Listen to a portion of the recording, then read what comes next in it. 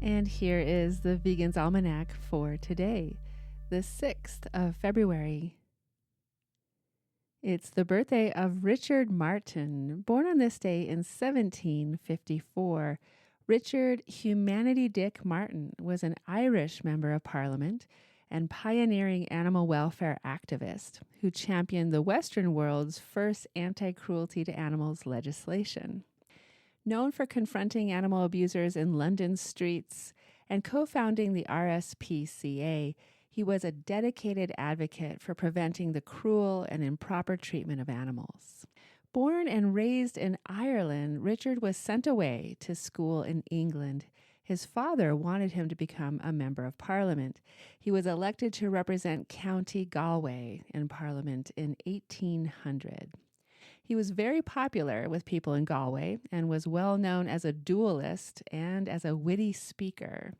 He campaigned for Catholic emancipation, but he is best remembered for his work to outlaw cruelty to animals. King George IV nicknamed him Humanity Dick due to his compassion for animals. Martin pushed through the 1822 Cruelty to Cattle Act, established a police force to enforce the new law, the RSPCA, and provided his solicitor services for free in prosecuting animal abuse cases in the courts. Most people did not recognize animal rights in those days, and Martin was often made fun of. Cartoons of him with donkey's ears appeared in the newspapers of the day. After having the bill passed by Parliament, Martin actively sought out cases where cruelty was being inflicted on animals on the streets of London. He was responsible for bringing many people to court for cruelty against horses. Martin often paid half the fine of the accused in cases where the accused could not afford it. A year after Martin's death in 1834, the act was extended to cover cruelty to all domesticated animals. The publication of Confronting Animal Exploitation, Grassroots Essays on Liberation and Veganism by Kim Socha and Sarahjane Blum was on this day in 2013. As animal exploitation increases, animal liberation issues are of growing concern, as seen through the rise of veganism, academic disciplines devoted to animal issues, and mainstream critiques of factory farms. Yet, as the dialogues, debates, and books continue to grow, the voices of street-level activists, not academics, journalists, or vegan chefs, are rarely heard. This volume broadens animal liberation dialogues by offering the arguments, challenges, inspiration, and narratives of grassroots activists.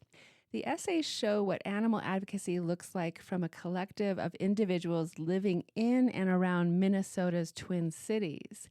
The essayists, however, write of issues both personal and political that resound on a global scale. This collection provides a platform for rank-and-file activists to explain why and how they dedicate their time and what is being done for animals on a local level that can translate to global efforts to end animal exploitation. The publications of 2 excellent vegan cookbooks were on this day. Sweet Potato Soul by Jenné Claiborne was published on this day in 2018, and the plant-based Anti-Inflammatory Cookbook by Linda Tyler was published on this day in 2024. And here's a poem for today, Invictus by William Ernest Henley. Out of the night that covers me, black as the pit, from pole to pole, I thank whatever gods may be for my unconquerable soul.